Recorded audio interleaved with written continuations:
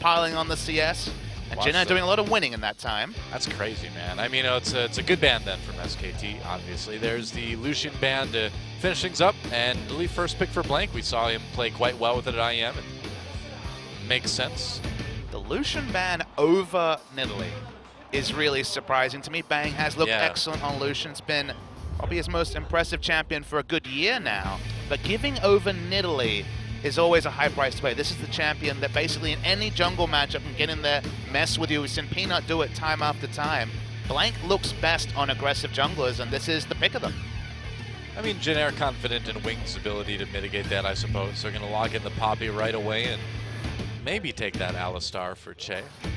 Just seems a heavy price to play for banning out Lucian. Kalista for sure, a regular in the ban phase, but Nidalee seems to be higher priority than Lucian to me.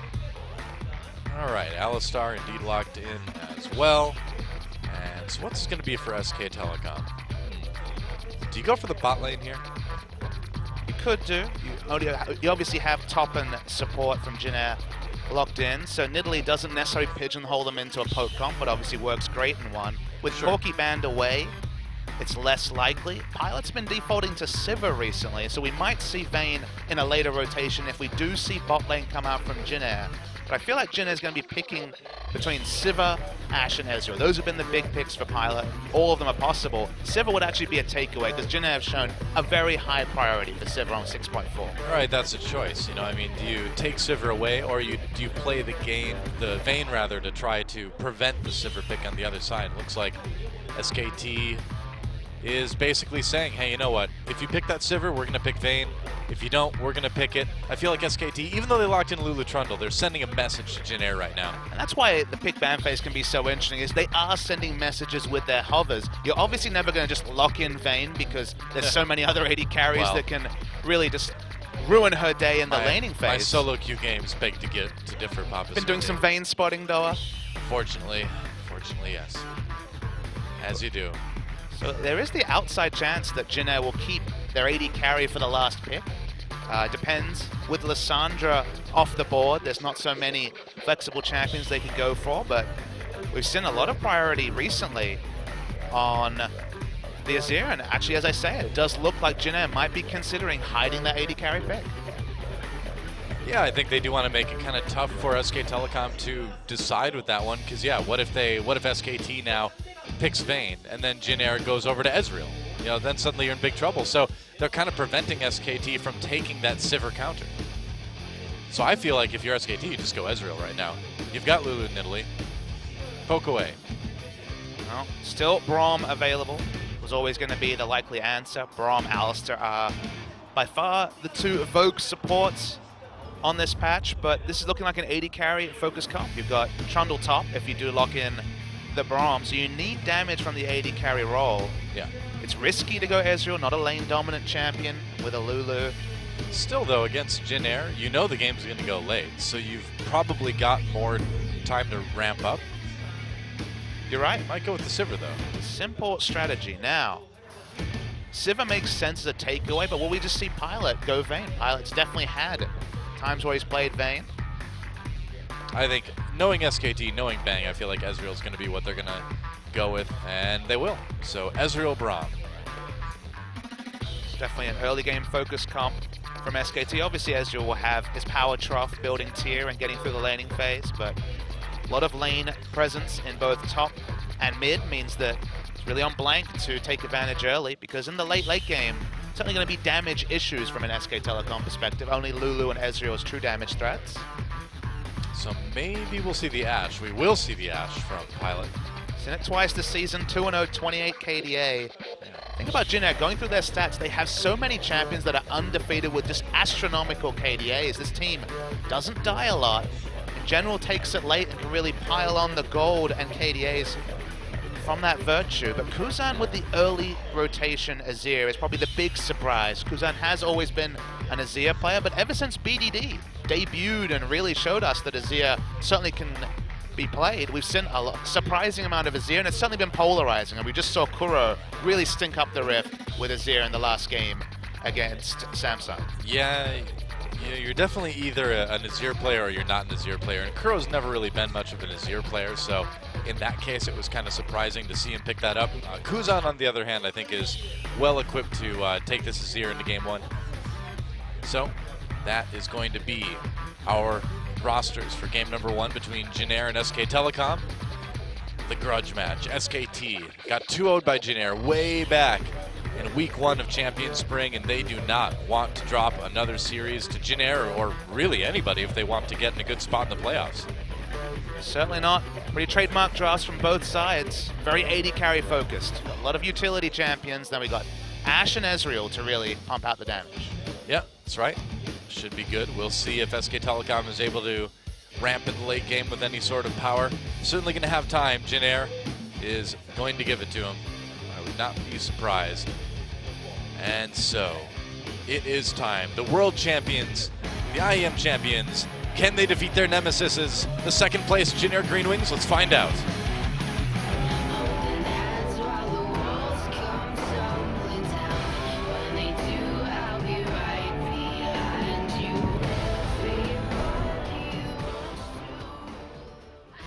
Nemesis, I don't know, whatever. Welcome to Summoner's Rift, SK Telecom versus Jin Air Greenwings. And we'll see if SK Telecom can do it. I don't know, it seems like Bengi has been benched for a while. He's probably back at the team house practicing all of those champions he should have learned years ago. But is it wrong that I now really want to see a training montage of Bengi spamming Nidalee games? I know, right? Sounds unbelievably amusing. At the end, the character like runs up the steps of the fountain and just like does the air punching and stuff. Makes sense. Jungle matchup, I think, is the real featured one. Actually, not the first time these two junglers have met. The first time SKT played Jin Air in game 1, it was the sub squad. Both Scout, who's no longer on the roster, and Blank played. And again, went Jin Air's way. They brought back Bengi. He played Eve, and it was a rough one, so this time it is the IEM lineup. Blank certainly got a bit more form, but notably looked more shaky in Champions than he did back at IEM when he played against the Afrika Freaks last week. Scout, though, will spend the rest of the season as the player with the highest kill contribution at 100% for pretty much the rest of the season. Everyone's favorite misleading stats when you're doing your research. Oh, yeah. 100% kill participation, I believe it was. And Faker on this very safe Lulu pick. I see standard lanes, interestingly. Yeah. What do you feel like that does for Jin Air and SKT? Who wants it? Looking at the two duos, we're seeing a lot of fighting between Bang and Pilot. A lot of trading between, from coming out of Wolf and Bang. Because Bang got to lane so early, and Pilot's low in health, actually losing out on trades. Whoa. Ashe is really strong level 1, but struggling here. Yeah, and Bang is a really, really impressive Ezreal player. He always has been. And so to default on this safe pick, to really put a lot of pressure on early, makes a lot of sense. You know, I mean, the longer you can delay that level 6, the longer you can delay having to worry about those Ashe arrows coming in, having to worry about the picks, you know? Talking about the 2v2 matchup, because you asked, it's one of those situations where Ezreal certainly doesn't have the level 1 of Ashe, who can auto-attack into the W, the volley, can really win trades. But apart from the level 1, actually does comfortably win this laning matchup until the first purchase. When Ashe builds attack damage, Ezreal builds tier and famously goes into the bed of a power trough. So for the early laning phase, it's going to suit SKT to have the 2v2. In the top lane, definitely Poppy's the better lane to gank for, and Duke will scale up and then be that split push force that Poppy won't be able to deal with in the late game. Yeah. He's going in for SKT. They want to take this blue buff. We'll see if they can. Winged only with his red so far, so they might be able to 3-buff him here. I think they will. It's actually nice. Wolf came up earlier, remember, and put down that ward when Ezreal got the pressure at the level 1. This is an extension of the level 1 trading that SKT won, and now all Wing can do is watch on as Blank gets ahead. Yeah, that's a big start for Blank. I mean, you really want that in Nidalee. He's a little bit ahead in CS. Keeping that blue buff away from a champion like Gragas actually hurts him a lot. I mean, Gragas can be a bit of a mana hog early on. Just returning to, again, the talk of standard lanes. The one thing that standard lanes does is it really allows the jungle matchup to breathe. When you go in a lane swap, the junglers are following. The junglers in general are spending time in lane. if you have this aggressive jungler in the Nidalee, you want to empower to do that counter jungler, to really get in the face of the enemy jungler. Standard lanes really suits that. Yep. All right, Blank coming in for a gank on the mid lane. Kuzan should probably be able to get away with that. Whoa, nice whimsy from Faker, slows him down. Kuzan gets out with the E. Had to burn both summoners to do it. That was a close call. Blank flashed for it, but man, that was just a great timed W from Faker. That was very close to first blood. If Blank had got a full rotation of spells and an auto attack, I think he might have been able to get down the kill. That's why he flashed. Maybe didn't respect the heal, which was popped by Kuzan, but very nice gank timing and just opening with the polymorph. Not what you expect from a Lulu, but super effective. Yeah. Yeah, the whimsy, the W, the polymorph effect is really strong early on, just preventing any sort of defensive action from your opponent, you know? In SKT's first 5 minutes, the planning has been clear. Pushing up and winning that level 1 by getting to lane much earlier while Jin Air took that first camp. Getting lane control, which allowed Wolf to push up and get the ward, then stealing the buff with Wolf coming to help Blank. All of that follows. All of that is smart play, and it's good to see SKT already with smart shot calling in the first 5 minutes. Yeah. And that shot calling has led to a nice CS lead down the bot lane for Bang. That bully, things still pretty even in the mid lane. Here comes Winged, going to try to make a play onto the bot lane, but it's going to be tough to lock down Ezreal. He's in a ward anyway, they know he's there. Che just pulverized nothing. Yeah, that's not good. Wave clear pulverize. Pulverize the ground. He's mad, you know? Yep, I would be too. If my legs were that tiny, I mean, think about how hard it would be to like ride a bicycle or something. But he is in another life a matador, so. That is freaky. Flexible. That is, so you're saying Alistar's like a homicidal maniac? Well, between the cowboy skin and the matador, Alistar has a lot of extracurriculars that don't really make a lot of sense to me. He is, dude, man. He's like the Hannibal Lecter of Faker's gone for Minotaurs. a walk and then some. Yeah, moving up to top lane for the moment, but Trace isn't around. Faker just removing himself from the map vision, though, does seem to pull Winged up into the top side of the map. Aha, a ward. Just what I was looking for. Yep. Blank just swinging by. Say hello.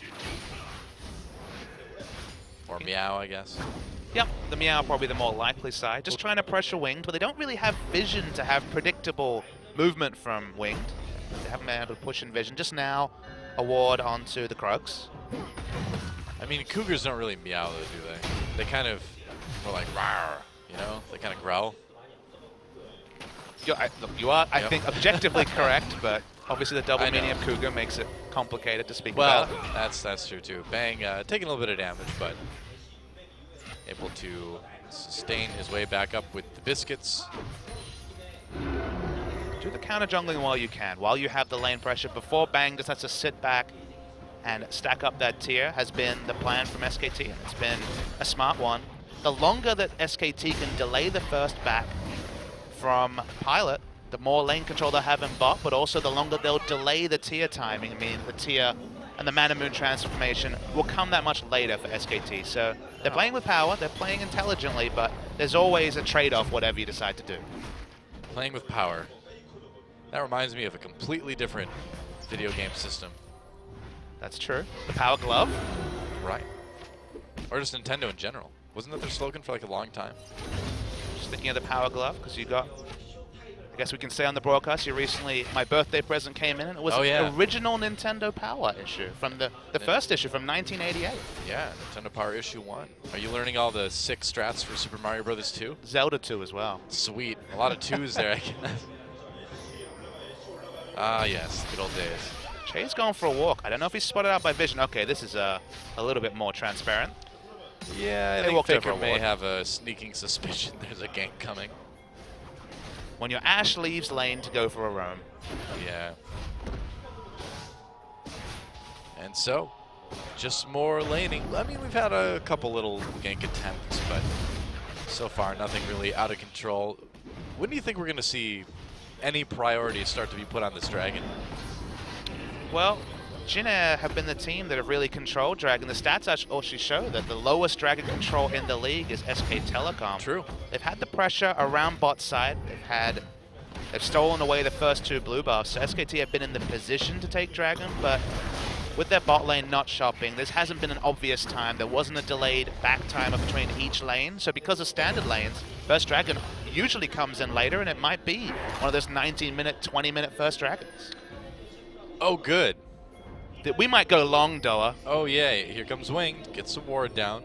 Duke just warding that tri-brush as well, just in case. What's the latest First Blood you've ever seen in competitive play? Oh, man. I don't remember. You've cast some slow games. It had to be over 20 minutes. This could be one of those games, Noah. Oh, yeah. I don't mean to excite you too much. I'm not. Don't worry. No, I think I'm sure we've seen one close to 30 minutes. But then again, we're talking like 4 years of games at this point, so it's hard to pick out a single one.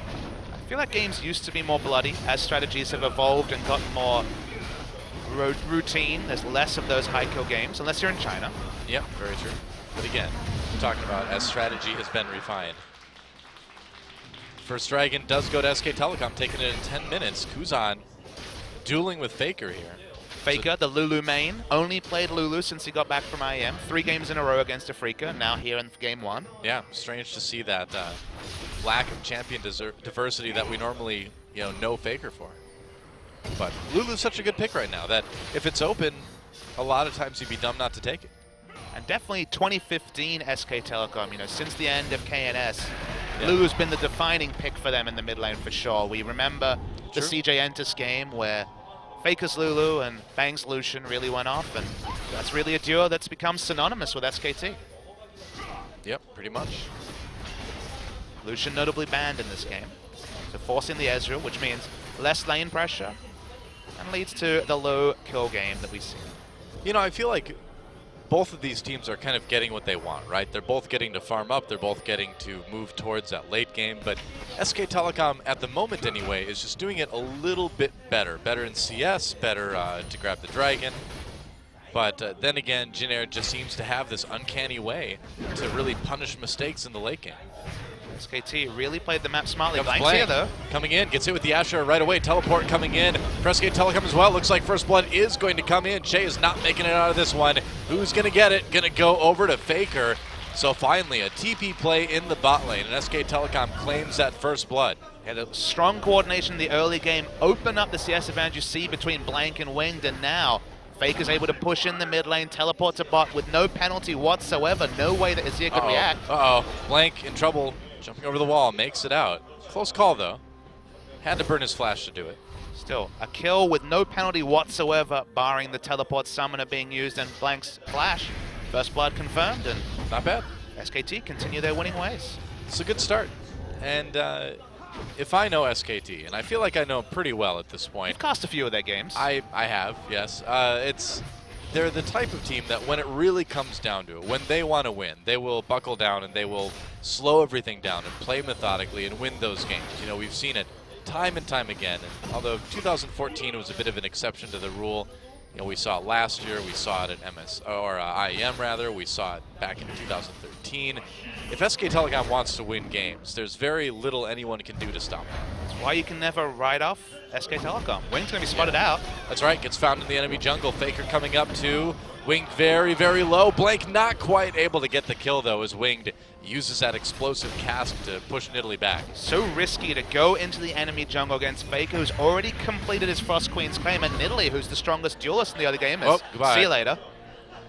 Bye, Trundle. That was instantly. That was just hilarious. Did you know, Papa Smithy, I'm listening, that Trundle's mace, his club rather, is a magical club of never melting ice that he uses to control the other troll hordes. That's why he's king of the trolls, because he was the one who went and found this mythical weapon. I don't want to talk about Trundle's new lore. His old lore was perhaps the best written and most interesting in the game. What was it? He was a tragic hero was the story, and then they rewrote him as just a one-note champion when they did the Freljord rework back when Sejuani got her visual update. Sad times. Seriously, I know you have time because you always have these lore discussions with Monty. I make time. Make time to read Trundle's old lore. Find it. I'll find it. It was great. I'll track it down. We are the lore mythbusters. That's champions. Lore busters. Lore busters. Ninja I mean, busters. To be fair, the lore was busted before we got there. Well, that's true. Like ninja busters, though.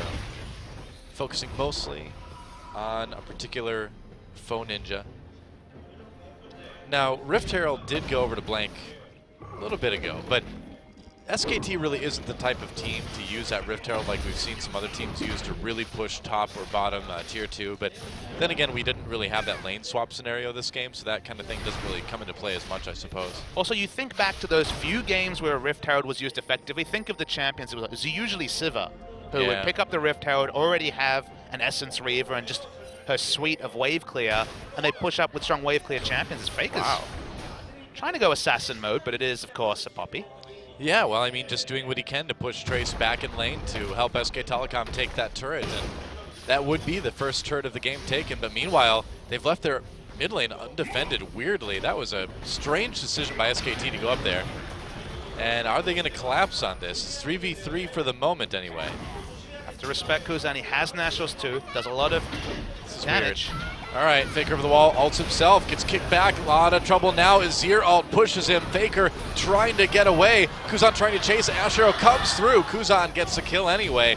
Wolf has to flash, turns around for the Braum ult. Blank goes in to try to get the execute onto Kuzan, but he just can't do enough damage. True Shot Barrage comes through to soften up a little bit, and there's a kill from Bang coming in to save the day. Actually, Blank got that one, but they do trade 1-for-1, killing off the mid laners, but kind of a bizarre move by SKT, and it's costing them. They're going to take more damage on their top lane turret because of this too. It's a 1-for-1, but they invested so much more. Pilot just gets to mid. Poppy never left top, so going for 1-for-1 when you invest the time of all your members is not ideal from SKT. Yeah, here comes Blank. They want to make a play onto Trace, but Trace knocking Duke back with that hammer. Getting the note button. Yep, got hammered. St. Patrick's Day tomorrow. That's true. Seeing a replay. Again, SKT are the first to react, so they're looking for a big win here, but Kuzan already has Nationals too. That's why it's crazy that he got free time with the mid turret with the attack speed. And that's why if you opt into a duel in open space where he can just use his Sand Soldiers, it's almost instantly a 2-for-0 start for Jinner, but they do get some answering kills. Yeah, I mean, Faker just wandered a little bit too close to the turret there, and that's how he died. And luckily, Bang was able to come up and help Blank pick up that kill. Would have been a little bit better onto Bang, but take what you can get, I suppose. Dragon is up, and SK Telecom seems to be in great position to take their second in a row. That's what you can do with these Lulu comps. You can rewrite your low dragon priority, start getting the dragons, and then 5th dragon buff with Lulu, a high attack speed champion anyway. There won't be those same damage concerns in the late game, so SKT opting into a reliable win condition, and so far, they're getting going it down. Jinair wants to contest this. Kuzan comes in with the Azir ultimate. Arrow goes through, gets blocked by Wolf. A lot of damage on SKT in general, though. Bang in the back, getting a lot of good autos in with that. After the True Shot Barrage, a kill on each side. Dragon's going to reset. Spear comes through, doesn't connect. Bang chasing. Bang, he's going crazy, man. There's a kill for him. Going to go after Pilot as well. Blank very, very low. Needs to be careful. That's a lot of minions. Blank gets the kill anyway. And Winged under turret. Bang, can he get him? Goes out for the, he misses a Q. Oh, he comes back in. Oh! And Bang does not survive despite the shield from Faker. And so in the end, it ends up being 4-for-2. But overall, I'd say that's worth it for SKT. They're going to get this bot lane turret as well. Could have gone so differently. Kuzan got the flank, but there was immediate polymorph once again from Faker. Shut down Kuzan, didn't get any damage. It was only the CC from the ultimate. Basically died for free, and from there, it was Jinair running in every direction. They lose the dragon, the 4-for-2 trade, as you mentioned. It's a big win, but this could have been so different. Look at Kuzan, but he doesn't have the items. He only has Nationals too. There's no Zonias to reset aggro. Polymorph dies, not getting any further damage in. And just the numbers advantage and the high amount of movement speed meant the chase was on, and it was a well-executed turret dive from SKT. Yeah, and Bang is, you know, not doing as much damage as he will be later, and the fact that he's able to come in here and get these kills already is really scary. And I gotta say, Blank is playing really, really well this game. He's getting in, being aggressive, making the ganks work. He's 3-0-2 right now at 18 minutes into the game, and so far so good for SKT. We talked about the stacking time, but I think it's a bit of a misnomer when he now has 3 items as Ezreal. Improved boots, the Mana Moon stacking up for Miramana, and the Iceborne Gauntlet. Look at Pilot. He's basically got components of a nice 2-item power spike, but still is far away from finishing anything. So Bang right now, already, with the Lulu in his pocket, with the Whimsy, is going to be teamfight ready, and it's going to take considerable time for Pilot to be anything more than just an ult bot. Well, SK Telecom also now 5,000 gold ahead at about 19 minutes, and Yeah, they got standard lanes, and then they just straight up outplayed Jin Air across the map, and now we've got this huge lead for them. We'll see if they can close it out cleanly. It all started in the bot lane. It all started with SKT running to lane in 2v2, really out-pressuring Pilot and Jay. Pilot was very low very early. It gave time for Wolf to push up a ward, and the jungle matchup has never looked even. Italy 20 CS ahead. Here comes Wing. Kuzan trying to make a play on the Faker as well, but guess what, man? Whimsy makes you very fast. Ah, yes, picking off Lulu in a long lane, who just now gets her flash up as well. Yep. Very low percentage gank. But the jungle matchup's the big story. Rod of Ages completed already. 22 CS advantage. Literally every time the camera goes to top, Trace is ulting away the Trundle. I know. Trace just does not want to deal with this Trundle right now, but he's got to deal with other things around the map. That mid lane turret getting really low, and they're using that Rift Herald buff to push it just a little bit more. Wave clear focus with the first item build, but probably just a result of gold values. Means that Hurricane's the first finish for Pilot. Yep. Faker split pushing down in bot lane. Duke really powerful up in the top lane. Has a nice CS lead, and it's tough for Trace to stop him. SKT has a pretty nice 3-1-1 split push going on right now. Especially when you consider the only person who can match Lulu in this long lane is Kuzan, who doesn't have teleport on the Azir, and Trundle naturally wins the matchup against Poppy and top. The lanes that are available for Jin Air just pale for SKT, who have the flexibility, who have the double teleport. They force the no teleport member to the lane furthest away from Baron. Strategically, SKT ran the early game, and now there's just not good lane assignments for Jin Air, although... Oh, it's wolf hunting season. Oh, he gets out, though. Jumps over to Blank. There's a Braum ultimate. They catch Kuzan. Kuzan tries to flash away. Makes it out, for the moment anyway, but Faker, the rest of SKT chasing. Faker flashes ahead, goes for that kill, gets it. They get the mid lane turret as well. Ash Arrow used on Bang just to slow down this crazy engage by SK Telecom. But man, SK Telecom today looking good, looking decisive, making good plays. The risks are paying off. This is the kind of SK Telecom I think people were expecting after Worlds. SKT were known for their decisive early game playmaking and the smart pathing of Bengi in 2015. That's why it's crazy that this season they have a negative gold difference of 15. Their early game has been desperately poor, but they throw that all out, they bring back the old playbook, and suddenly they look like the team from 2015 to open up this series. Yeah, they really do. Nice 7,000 gold lead at this point. It's going to go up even more after they kill this turret, eventually. Kuzan made a really big mechanical misplay. If we do see a replay of that kill, even though he got out after being polymorphed initially, he actually queued back into aggro and ended up taking more damage. He could have been away scot-free, but made a mechanical misplay, again, much like Kuro did on Azir. And people trying to pick up Azir, but not having seemed to put enough games into them, have certainly been struggling in Champions. Yeah, I agree, man. I mean, Kuro, Kuzan, both of these guys looking a little bit rusty with the Azir, and you know, maybe you don't expect a lot from Kuro's Azir, but you know, Kuzan, I feel like we should be seeing a little bit better play than we are. Well, you see a high mechanic champion that always had his own personal skill cap against Faker on Lulu, who's basically been putting in games left, right, and center for the past year. A person on a practice champion, the other one on that risky champion in Azir, and the comfort versus the potential. The comfort certainly has been leading the way for Faker. Yep. That's right, and you can just see some of the gold leads. Faker up about a little over 2,000 gold over Kuzan right now. And still doesn't have his BF sword item. Yeah. I mean, Faker all season long has had the highest damage per minute in the league, and it seems like he's padding that stat a bit today. Dragging up in 40 now. Just awesome to watch him play 3 games against Afrika on the Lulu. Game 1, kind of as a result of his team falling behind, didn't do much. Game 2, it was about the utility, and then Game 3 was assassin mode, just killing people around the Rift. That's the flexibility if you get ahead as Lulu. Yeah, that's right. She has the capability to burst you for a lot of damage if you get a little bit of a lead, so. Get a Snowball Lich Bane, and anyone does a lot of damage, and Lulu is no exception. Oh, yeah. All right, Dragon is almost up. You can see Blank and Bang setting up for it. Trace just wants to team fight because has to deal with Trundle in his face. I mean, Duke's whole objective this game is to just sort of occupy Trace, it seems like. Occupy that top lane. Given how much carrying Trace has done, being forcing him onto Poppy and then keeping him anchored in top lane, a 0-0-0 score at 23 minutes, maybe that's a good strategy for holding back Jin Air. Yeah. Maybe. And easy dragon taken by SKT. Here's the engage from Che, though. Jin Air's going into this one. Wild Growth used on Bang to keep him healthy. Duke coming from the side after that teleport. Bang safe. Bang in the back line's doing a lot of damage. Pilot already very low. Wolf gets a bloodthirsty kill on the AD carry. And now it is all the SK Telecom show as they pick up every kill they can find. Trace very, very low. Faker and Blank should be able to finish him off. Easy double for Faker and Winged on the run. Let's see how much Faker and the rest of SKT actually want to pursue this. Looks like they're more interested in Baron.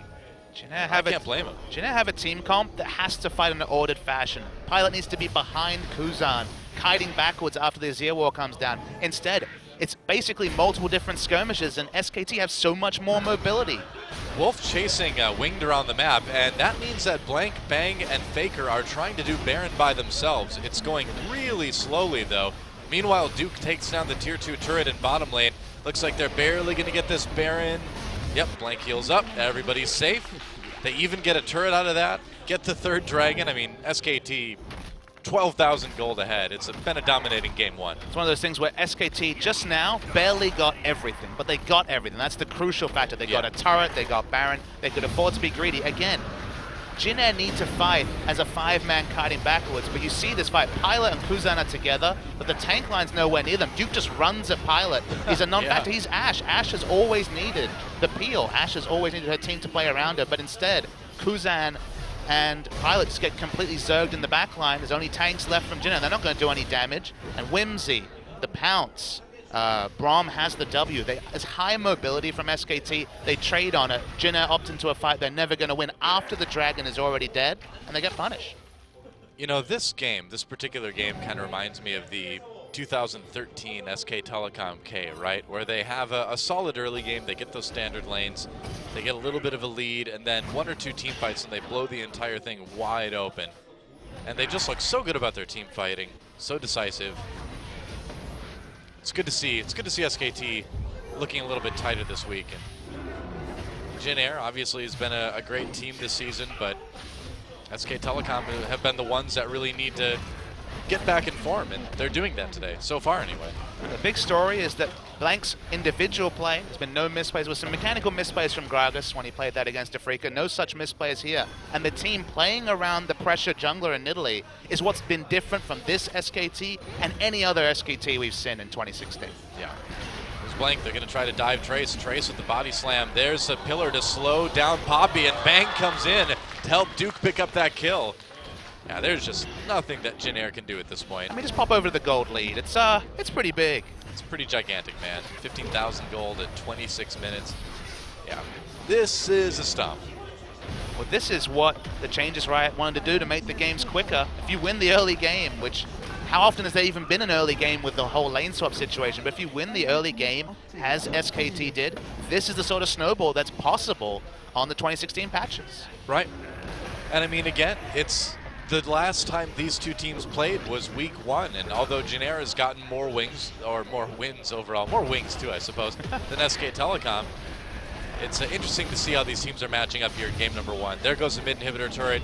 Top inhibitor obviously long gone, and it looks like SKT going for the win right now. Winged and Che already really low. Duke just all over the carries in the backline. Kuzan pushes him away, but it's troll time, and there is not a lot that Jin Air can do to prevent SKT from winning this one. Maybe the late game the damage wouldn't be there, but there's not going to be a late game, though. Everyone's doing massive damage. Everyone on Jin Air is paper thin, and we're just waiting for them to blow up the Nexus. Yeah, they've got big minion waves pushing in the top and the mid right now. Che, Trace, Pilot, Winged, left over. Kuzan coming up in a while. There goes the first Nexus turret. Duke a little bit low, has to back off for the moment. They're just zoning to take out that second Nexus turret. They might not be able to end right now. Ash Arrow does connect with Wolf. And yeah, SKT having to back off for just a moment. Got to play it safe. It was close, but looks like they'll have to come back again later. They've got 2 inhibitors down, so no big deal. Again, there's still an inevitability. The base is in ruins and then some, with basically 300 health left on the Nexus turret. Pilot will clear out the minions, which we're about to take down the bot lane inhibitor turret. Jin Air, there's just no way back into this game. You cannot claw him back. There's nothing you can do. It's surrender or just wait. SKT will shop. Maybe they'll take down the next dragon, but they probably don't need to. They've already got 3 in the purse, and SKT just playing with their food. I mean, Dragon 4 is nice if you're having to deal with turrets, but there's only 2 left on the map, so it's not really well, there's not really a big 300 deal health anymore. left on the only relevant turret that's stopping them finishing the game. Pretty much, yeah. But there is, you know, with SKT struggles, maybe the tutorial victory is not the best mindset to be in from an SKT perspective. It may be. I mean, it's still a best of 3. Jin Air is still a team that's, you know, 9-3 right now this season, so you can't underestimate them, even after a game like this. SKT would go up to 7-4, much healthier record if they were to win this series. Yep. I'm sure SK Telecom's not in the business of underestimating anyone anymore, especially after their games versus the Africa Freaks. Wing tries to go for it. Blank comes in for a lot of return damage, and look at that. Wow, Bang already with a kill onto Kuzan. Couldn't do anything. Nice block from Wolf. Good damage. Great Braum ult just to lock up the rest of Jin Air. Give the carries the time they need to do the damage, and the damage is done. Triple kill for Bang. Oh, tries to go for the Q onto Che. Doesn't get it. Looks like they're going to kill the Nexus right there. And that is it. SK Telecom with a dominating Game 1 win over the Jin Air Greenwings. GG. You take the nameplates off, you tell me that was Rocks Tigers versus Kongdu Monster, and I would have believed you, Doa. That's how one-sided it was from SK Telecom. So smart in the early game. Taking such a small thing, turning Ezreal and Braum entering lane early, winning a trade into stealing away a buff, 3-buff start for Blank on Nidalee of all champions. The champion is the strongest duelist. Blank from there in SKT, just following logically with the pressure and ended up icing the game very, very early. It was a very convincing performance from SKT on every level. Yeah, and we talked about this a little bit before, but I think you're right earlier where the Lucian ban instead of the Nidalee ban ended up really hurting Jin Air.